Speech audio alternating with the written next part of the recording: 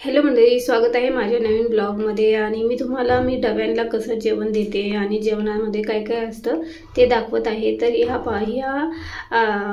त्या दिवशीचं म्हणजे फर्स्ट दिवसाचं हे जेवण आहे मी जे बनवलं होतं। ही भाजी आहे गवारीची आणि त्या बाहेर चपात्या होत्या आणि हा भात होता। तर हे फक्त 4 माणसांचं जेवण होतं। तर तुम्ही पाहू शकता त्याच्यामध्ये माझा नवरा बाहेर गेलेला जेवायला आणि त्याच दिवशी संध्याकाळी मी ही अंड्यांची भाजी बनवली होती। तर प्रत्येकी एक अंड म्हणून मी 6 अंडे टाकले होते। इथं तुम्ही पाहू शकता।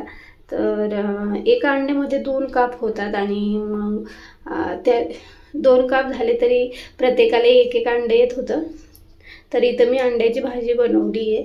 तर एक दादा मला म्हणत होते का तुमची भाजी खूप पातळ असते, तर ही भाजी पातळ नसते, भाजी घट्टच असते। कारण पातळ भाजी आजकाल कोणच करत नाही। भलेही मी शेंगदाण्याचं कूट टाकत नाही, पण भाजी माझी पातळ नसते। जेव्हा आपण खातो तेव्हाच कळतं। तर कॅमेऱ्यामध्ये हे स्पष्ट दिसत नाही, परंतु भाजी आमची पातळ नसतेच। जरी तुम्हाला वाटली असली तरीही आमची भाजी पातळ नसते। आणि हेच आहे, भाजी तुम्ही क्वांटिटी जास्त बनवू नका, क्वांटिटी कमी ठेवा पण क्वालिटी द्या। म्हणजे छान असली तर थोडी असली तरी चालते। आणि ते लोक जास्त भाजी पण खात नाही, ते असं दही वगैरे खातात किंवा लोणचं वगैरे। त्यांना भाजीचं त्यांचा एक इश्यू आहे, मी तुम्हाला नंतर सांगेल तो। तर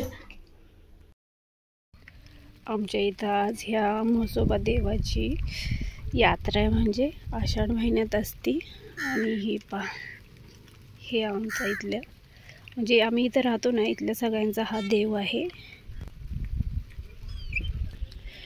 तर हे देवाचं वैशिष्ट्य आहे, हा उघड्यावरच असतो, याला हे मंदिर वगैरे काय नसतं म्हसोबाला।